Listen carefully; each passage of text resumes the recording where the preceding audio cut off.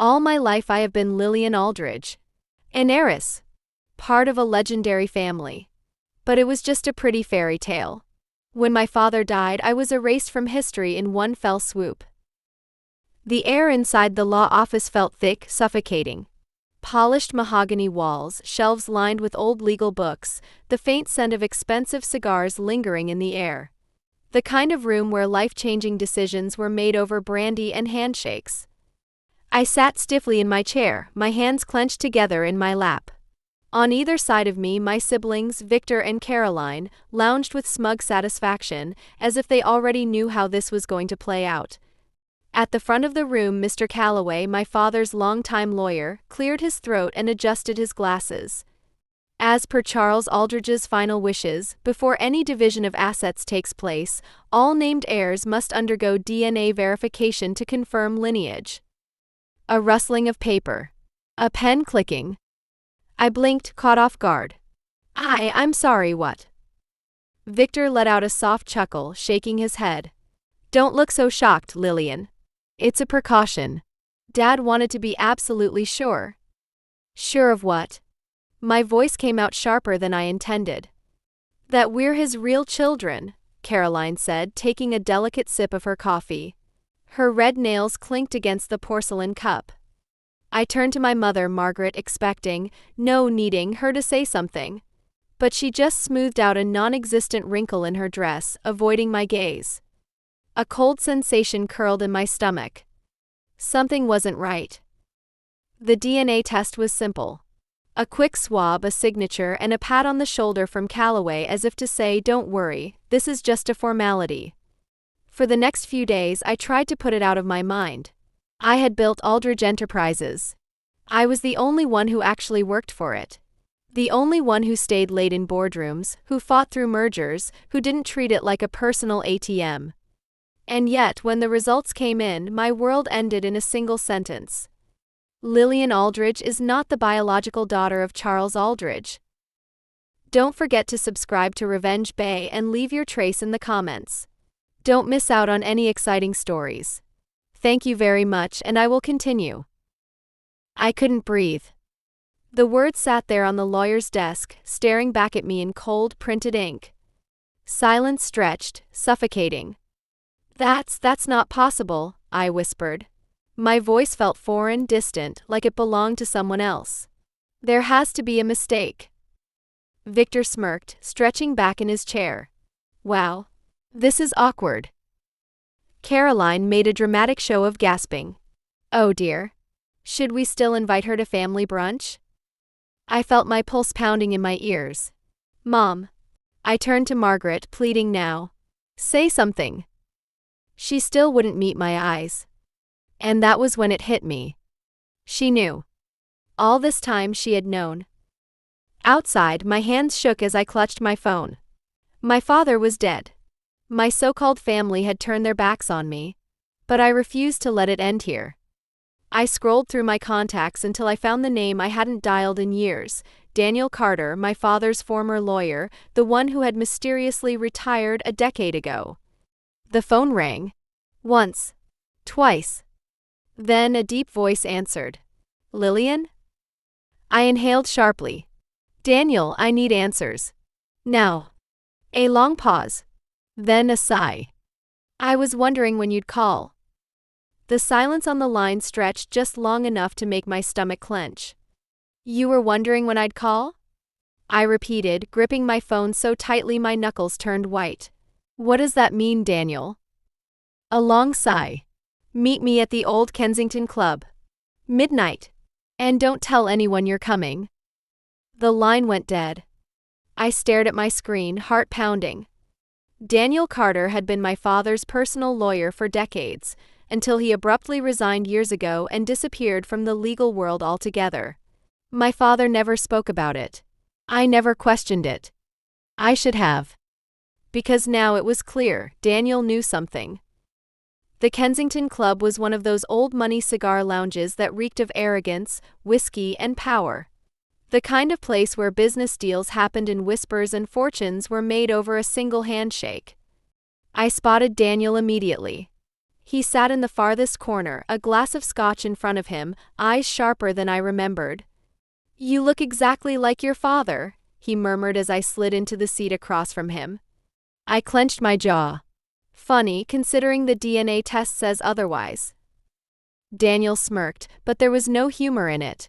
Just something calculated. "And you believe that?" I hesitated. "What choice do I have?" He studied me for a moment, then reached into his briefcase and slid a folder across the table. I opened it, and the world tilted beneath me. Inside was a birth certificate. For a girl named Eleanor Grant. Date of birth, mine. Birthplace, the same hospital where I was born. And under mother's name, Margaret Aldridge. I looked up, my mouth dry. What the hell is this? Daniel leaned back, swirling the amber liquid in his glass. "The name you've been living under, Lillian Aldridge, was a fabrication." I shook my head, my mind racing. "No. There has to be a mistake. My father." "Wasn't your father," Daniel cut in. I felt like I'd been punched. "He raised you, yes," Daniel continued. "But biologically? No. And here's the real kicker, neither were Victor and Caroline." I snapped my head up. "What?" He smirked. "You heard me. Your siblings aren't Aldridges either. Margaret orchestrated the entire thing." My breath came in sharp gasps. "So who am I?" Daniel exhaled, pushing another paper toward me. "Eleanor Grant, the real heir to Aldridge Enterprises." I sat in my car, gripping the steering wheel so hard my fingers ached. Victor and Caroline weren't even Aldridges? Then who were they? And why had Margaret gone through the trouble of changing my identity? I needed more answers. And I knew exactly where to start. Home. Sneaking into my father's office, or what used to be ours, was easy. Margaret was out at some gala, and Victor and Caroline were too busy celebrating their victory to care. The office was untouched, still filled with expensive furniture, leather-bound books, and a mahogany desk that held more secrets than I could count. But I knew my father better than anyone. And I knew about the safe. I knelt down, ran my fingers along the edge of the bookshelf, and pressed the hidden latch. A faint click. The hidden compartment slid open. Inside there were documents, old letters, my father's handwriting scrawled across yellowed pages. And then my breath caught. A single note. Folded neatly as if it had been placed there deliberately. My father's unmistakable, bold script. "Find her before it's too late." A name whispered through my mind like a ghost. Eleanor Grant. The room spun and I clutched the desk to steady myself. My whole life had been a lie. And now I had two choices. Walk away. Or burn this family to the ground. I smiled to myself. They have no idea what's coming. I didn't sleep that night. I sat on the floor of my father's study, staring at the note in my hands, my mind racing. Find her before it's too late. Her. Eleanor Grant. I wasn't Lillian Aldridge. I was someone else entirely. And that meant everything Margaret, Victor, and Caroline had done to cut me out of the will? It wasn't just about keeping me from my inheritance. It was about making sure I never knew who I really was. That changed everything. By morning, I had a plan. Step 1, follow the money. I spent hours poring over old bank statements, property records, and offshore accounts that my father had hidden away. There was one account that caught my attention, an offshore trust set up decades ago. Untouched for years. It wasn't under Aldridge Enterprises. It wasn't under Charles's name. It was under mine. Not Lillian Aldridge. Eleanor Grant. A locked account holding millions. And I was the only one who could access it. The only problem? It required a signature verification from Margaret Aldridge. I exhaled slowly. Fine. I'd deal with her later. Step 2, find out who the hell Victor and Caroline really are. If they weren't my father's biological children either, that meant Margaret had pulled off an even bigger con than I thought. But why? A few calls to old family acquaintances, retired board members, ex-employees, the people who had been around before Victor and Caroline existed, and the pieces started falling into place.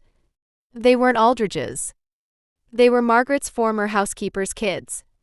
I nearly dropped my phone. Margaret had plucked two nobodies off the street, raised them as Aldridges, and groomed them to inherit an empire that never belonged to them. And now the real heir me had resurfaced. Margaret's worst nightmare. I smiled. Good. Step 3, make my first move. I needed leverage. Something that would make Margaret, Victor, and Caroline squirm. So I decided to start with Victor. He was reckless, a gambler, and very bad at covering his tracks. One call to an old friend in banking and I had exactly what I needed, proof that Victor had been moving company funds into his personal accounts, shifting money through offshore investments, and cooking the books to hide his debts. And that wasn't even the best part. He was about to finalize a billion-dollar deal next week. A deal that, if it failed, would send Aldridge Enterprises stock into freefall. Which meant if something were to leak. I leaned back in my chair, twirling my pen between my fingers. Victor thought I was gone. He thought he had one. He had no idea that by this time next week, he'd be the one watching his empire crumble. That evening, I received an unexpected call. Daniel, did you find what you were looking for? He asked. I stared at the notes spread across my desk. Not yet. But I know what I need to do next. A pause. Then his voice dropped. Be careful, Lillian. Margaret plays dirty. I smiled coldly. So do I. Victor Aldridge thought he was untouchable. For years he coasted on our father's wealth, squandering millions on yachts, gambling, and a business career built entirely on nepotism.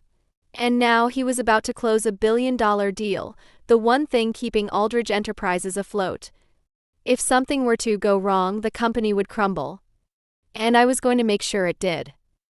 Step 1, the leak. I sat in a dimly lit cafe across from Jacob Rivera, a top financial journalist. He adjusted his glasses, scrolling through the files I had just handed him. This is huge, he muttered. Wire fraud, asset mismanagement, tax discrepancies. All Victor, I said smoothly, sipping my espresso. He's been funneling company funds into offshore accounts to cover his losses. He's gambling with shareholder money. Jacob's eyes gleamed. And you're giving me this why? I leaned forward. Because the world needs to know. And because, I smiled, tilting my head, he deserves it. Jacob didn't ask any more questions. By the time I left the cafe, he was already making calls. Tomorrow morning, the headlines would drop. And Victor? He was about to have the worst day of his life. The next morning, I woke to the sound of chaos. My phone vibrated with alerts. Breaking news articles. Emails from journalists. Market updates.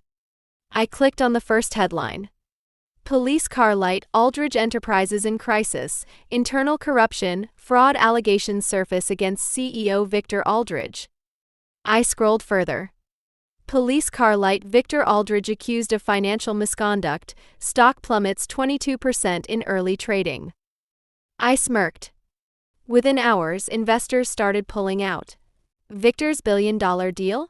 On the verge of collapse. I could practically hear his screams from across the city. That evening, I decided to enjoy my victory. I strolled into the Alder Club, the high-end bar where Wall Street executives drown their failures in overpriced whiskey. And sure enough, there was Victor. He sat at the bar, hunched over his drink, his tie loosened, his face pale with rage. I slid into the seat next to him, signaling the bartender for a drink. Victor barely glanced at me. Came to gloat? He muttered. I feigned innocence. Now, why would I do that? His grip tightened around his glass. I don't know how you did it, but I know it was you. I took a slow sip of my cocktail. You should be careful with accusations, brother. Victor slammed his drink down. You are not my sister. I leaned in, my voice low and venomous. And you, I whispered, are not an Aldridge. His entire body stiffened. I smiled, standing up and placing a crisp $20 bill on the bar. Enjoy your drink, Victor. It might be the last one you can afford. I turned and walked out, leaving him in ruins. That night I got a call. I didn't need to check the caller ID. I knew who it was. I answered, keeping my voice cool. Hello, Mother. Margaret's voice was sharp, controlled, but underneath I could hear the cracks forming. Lillian, I don't know what game you think you're playing. I smiled. It's not a game, Margaret. I'm simply taking back what's mine. A tense pause. Then she hissed, you need to stop. Now. I laughed softly. Or what? Her voice dropped to a deadly whisper. You have no idea what I'm capable of. I leaned against my desk, twirling my pen between my fingers. Neither do you. She exhaled sharply. Stay out of this, Lillian. Or you'll regret it. That's where you're wrong, Mother. I smirked. I've spent my whole life regretting things. But taking you down? I let the words hang. I'll enjoy every second of it. Margaret Aldridge didn't scare easily. She had built her life on control, manipulating, orchestrating, making sure every piece fell exactly where she wanted it. She thought I was just another piece on her board. She had no idea I was about to flip the entire table. The first blow came the next morning. I woke up to dozens of missed calls. My phone buzzed with alerts, news updates, something had happened. I tapped the first article. Police car light disgraced Aldridge heiress under investigation for fraud. I stared at the screen. What? Police car light, anonymous whistleblower accuses Lillian Aldridge of financial misconduct, millions in hidden offshore accounts discovered. My blood turned to ice. Margaret. I barely had time to process it before my lawyer, David Langley, called. You need to get down here. Now. David's office was a fortress of dark wood and polished steel, but today it felt like a war room. He tossed a folder onto the table. Margaret just filed an official complaint. Claims you embezzled millions from Aldridge Enterprises before your father died. I flipped through the pages. Fabricated bank transfers. Falsified documents. A full-blown paper trail for crimes I never committed. I exhaled sharply. She's framing me. David nodded grimly. And if you don't act fast, it's going to stick. I leaned back, my mind racing. This wasn't just a smear campaign. This was a warning. Margaret was telling me, back off. Or I'll bury you. I smiled coldly. She should have aimed for the head. Margaret wanted to play dirty? Fine. I had one advantage she didn't know about. I pulled out my own folder and placed it on David's desk. What's this? He asked. Proof that I'm not Lillian Aldridge, I said. I'm Eleanor Grant. And Eleanor Grant has a trust fund worth millions. David's eyebrows shot up. What? Where? In an offshore account, I said, under my real name. But I need Margaret's signature to access it. David's eyes darkened. Then you need leverage. I smirked. Already working on it. I knew one thing about Margaret, she never did anything unless there was something in it for her. So if I wanted that signature, I needed to make it worth her while, or make her so desperate that she had no choice. I started digging. And that's when I found her weakness. A secret account. One she had hidden even from Victor and Caroline.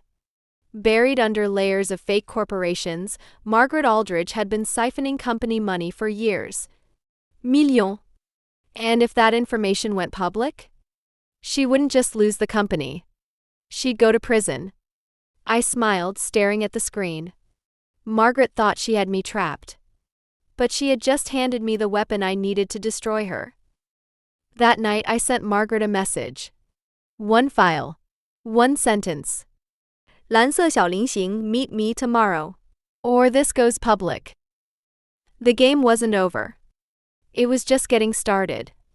I arrived at the Davenport Hotel at exactly 9 p.m. Margaret was already there, sitting in a secluded booth at the back of the dimly lit lounge, swirling a glass of wine between her manicured fingers.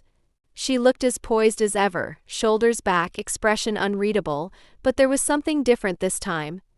She was nervous. Good.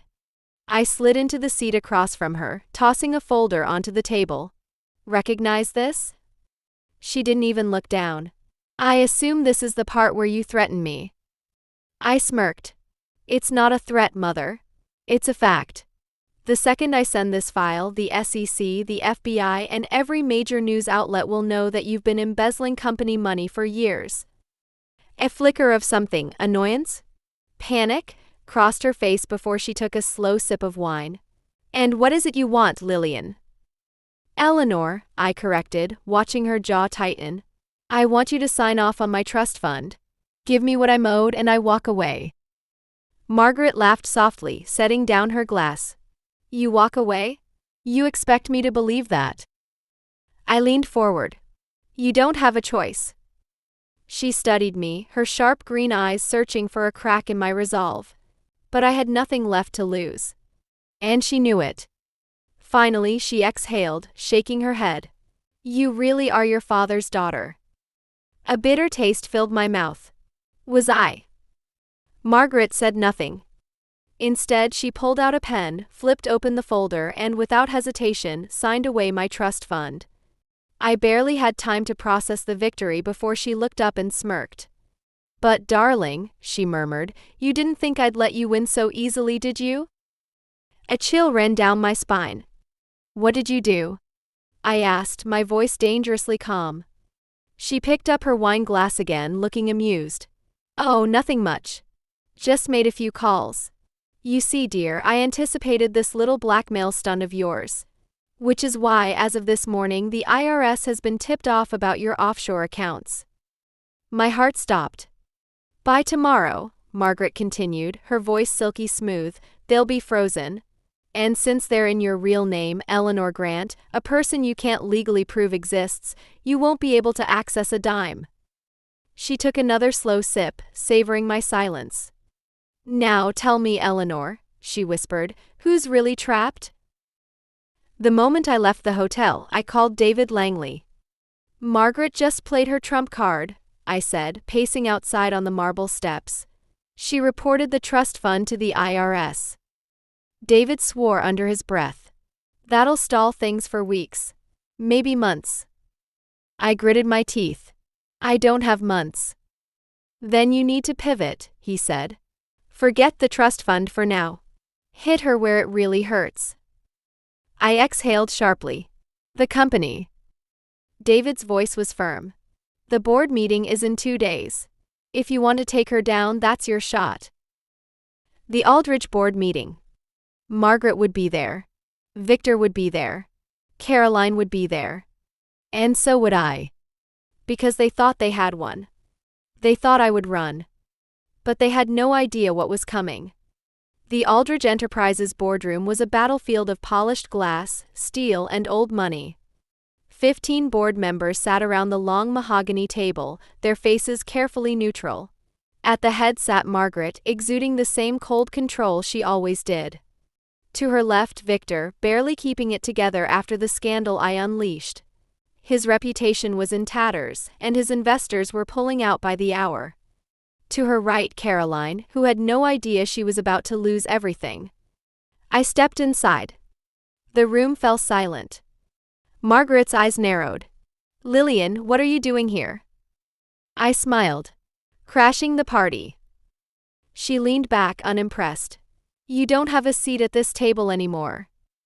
That's funny, I said, tossing a thick manila envelope onto the table. Because as of this morning, I do. The head of legal, Mr. Hampton, picked up the file. Flipped through the papers. His eyebrows shot up. Margaret's fingers curled against the armrest of her chair. What is this? I took my time sitting down. A controlling stake in Aldrich Enterprises. Gasps rippled around the table. Victor sat up straight. That's impossible. I turned to him, feigning sympathy. Oh, Victor, didn't anyone tell you? Your little gambling problem forced you to sell off shares to cover your debts. And guess who bought them? His face went white. You've been bleeding money for weeks, I continued, enjoying every second of it. Your investors? They don't trust you anymore. So I made them an offer, a better one. Margaret's voice was sharp. You don't have the capital for this. I smirked. Maybe Lillian Aldridge didn't. I leaned forward. But Eleanor Grant does. For the first time in my life, Margaret looked afraid. I wasn't the only one playing dirty. Across the table, Caroline shifted in her seat. This is ridiculous, she scoffed, crossing her arms. Even if you have shares, you'll never win the board's vote. I raised an eyebrow. Wanna bet? She huffed. They'll never choose you over family. I smiled, slow and deliberate. Oh, Caroline. I tilted my head.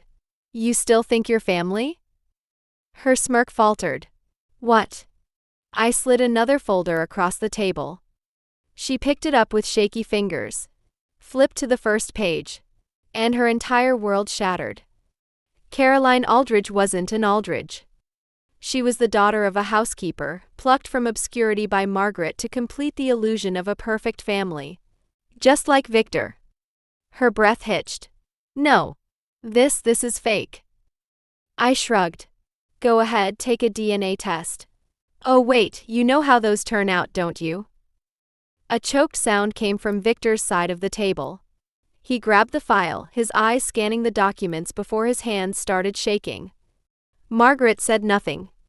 Not a word. Because she had nothing left to say. I turned back to the board. Ladies and gentlemen, I said, gesturing around the room, this company has been run by frauds for years. Margaret manipulated you. Victor stole from you. Caroline, I paused for effect, watching her shrink into her chair, was never meant to be here at all. I folded my hands. But I was. Silence. Then Mr. Hampton cleared his throat. We should vote. Margaret's jaw clenched. She knew what was coming. One by one, the board members raised their hands. Victor? Out.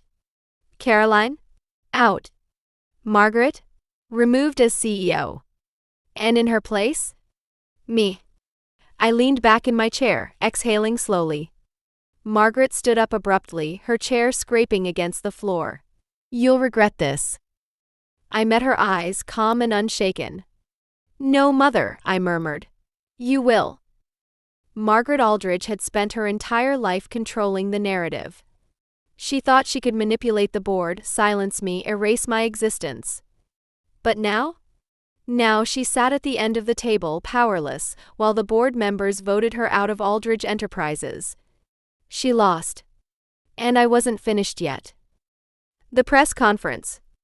The next morning, I stood at the podium of the Aldridge Enterprises press room. Flashes exploded as cameras captured every movement, every word. The world was watching. I took a slow breath, smiled, and set the record straight. As many of you know, Aldridge Enterprises has been through a period of instability. I paused, letting the words sink in. But today, the truth finally comes to light. I turned slightly, nodding toward the screen behind me. And then I detonated the bomb. Jingdong, financial fraud, fake heirs, corporate corruption, the real story of Aldridge Enterprises. The screen filled with evidence. Victor's embezzlement. Caroline's fake inheritance. Margaret's forged documents. Everything. The reporters went insane. What does this mean for Aldridge Enterprises? One shouted. It means the company is no longer in the hands of frauds, I said smoothly. As of today, Aldridge Enterprises will be restructured under its rightful leadership.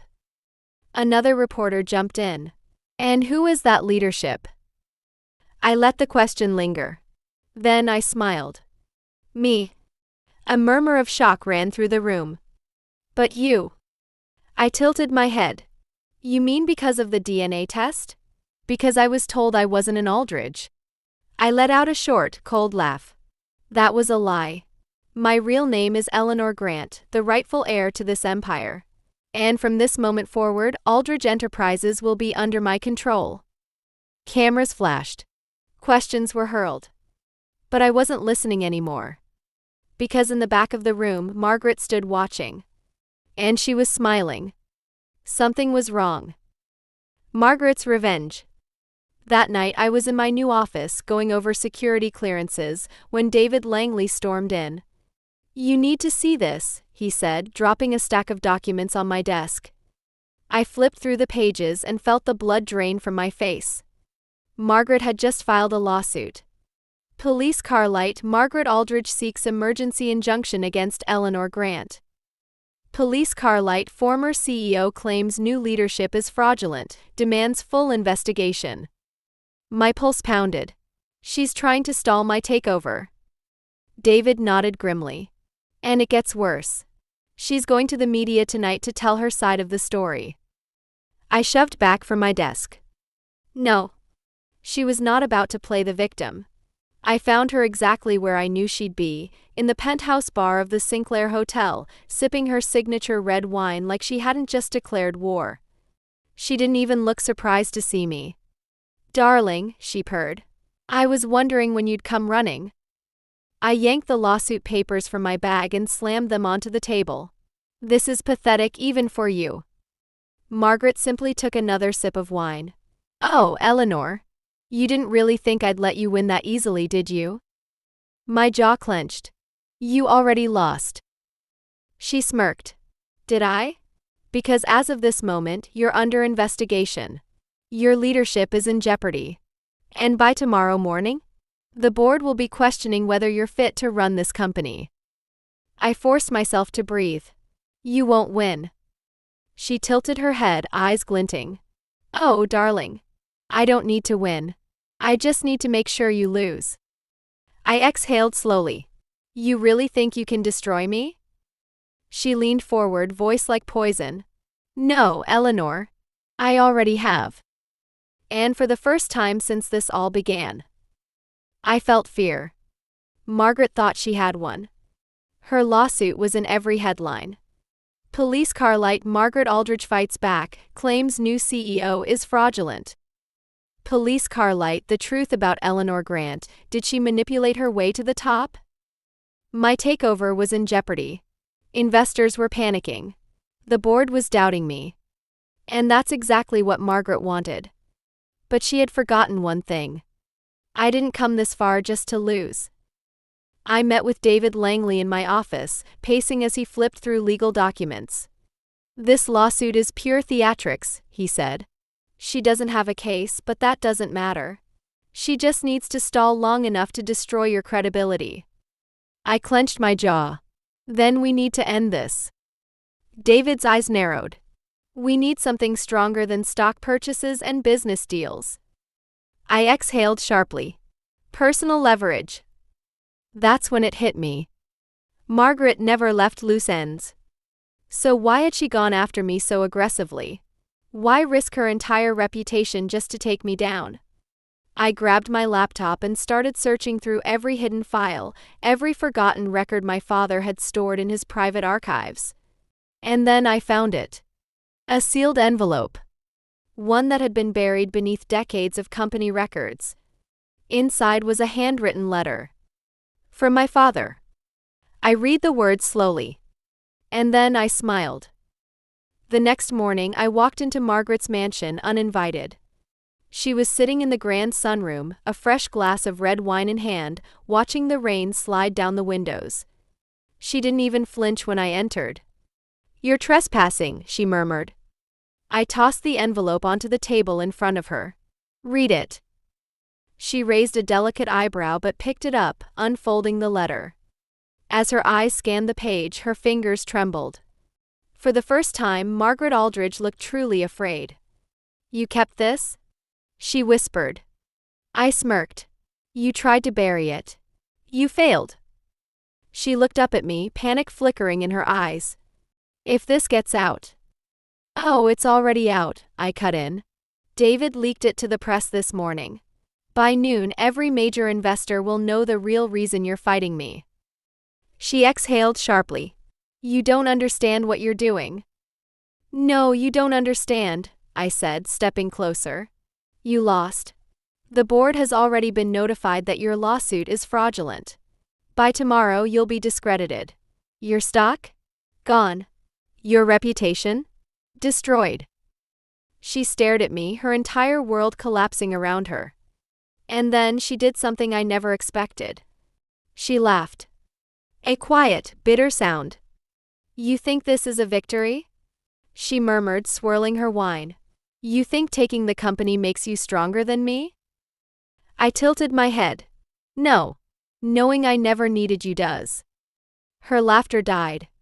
And that was when she knew she wasn't just losing the company. She had lost me. Forever. By evening, Margaret's lawsuit was thrown out. Her assets were frozen. Her name? Wiped from Aldrich Enterprises. I sat at the head of the boardroom table, the rightful CEO. Margaret, Victor, and Caroline had nothing left. They tried to erase me. Now? They were the ones who didn't exist. I leaned back in my chair, exhaling slowly. I had won. But the game wasn't over yet. Because the final move, the one that would change everything, was still coming. I stood at the top floor of Aldrich Enterprises, staring out over the city skyline. This view belonged to my father, then to Margaret. And now? It was mine. The empire they built on lies and stolen legacies was finally under the control of the person who was meant to have it all along. But I wasn't here to celebrate. I was waiting. For them. At precisely 10 a.m., the doors to my office swung open. Margaret, Victor, Caroline. They walked in like ghosts of their former selves. Victor's tie was loose, his hair a mess. Caroline, usually flawless, looked pale and shaken. Margaret still held her head high. Even with nothing left, she refused to look defeated. I gestured to the chairs in front of me. Sit. They hesitated, then obeyed. Margaret folded her hands. So, what now? I leaned back, my expression calm. Now you listen. Victor scoffed. You already won. You humiliated us. Why are we even here? Because, I said, this isn't just about winning. It's about finishing this. I slid a stack of legal documents across the desk. Margaret picked them up, scanning the first page. And for the first time since this all began, her mask cracked. She looked up at me, real fear in her eyes. This is a complete liquidation of assets, she said, voice barely above a whisper. I nodded. By the end of the day, the Aldrich family will own nothing. Your properties? Sold. Your accounts? Drained to pay off your legal settlements. Caroline made a strangled sound. You can't do this. I turned to her, my expression cold. I already have. Victor gripped the armrests of his chair. We're your family. I tilted my head. No. I never was your family. His lips parted, then closed. Because he knew. He had always known. And then I turned to the one person I had left unfinished business with. Margaret. She met my gaze, eyes filled with something I had never seen before. Resignation. I underestimated you, she admitted. That was my mistake. I smirked. One of many. A long silence stretched between us. Then, slowly, she stood. She reached for the documents, picked up the pen, and signed everything away. The Aldrich name. The legacy she fought to steal. Gone. She placed the pen down gently, smoothing out her sleeves. And with a final glance at me, she walked out. Victor and Caroline followed, silent. And just like that, it was over. Aldrich Enterprises no longer existed. I had renamed it Grant Industries, for the name I was supposed to have all along. I stood at the edge of a grand opening event, champagne in hand, watching my employees, my people, build something real. Something that wasn't stolen. David Langley stepped beside me. You did it. I took a sip of my drink. Yeah. You don't seem satisfied. I exhaled, looking out at the city. I just thought it would feel different. David hesitated. You know, Margaret's been quiet this past year. I smirked. Because she's waiting. That's what she does. David shook his head. And what if she comes back? I turned to him, my expression unreadable. Then I'll be waiting too. I set my glass down. And walked forward. Toward the future I built myself. And now I would like to hear your opinion. Who really did wrong in this story? Write your versions in the comments. Do you want your story to be broadcast on the channel? Write it in the comments or send it to me at the email address listed in the channel description. I will definitely voice the most interesting ones.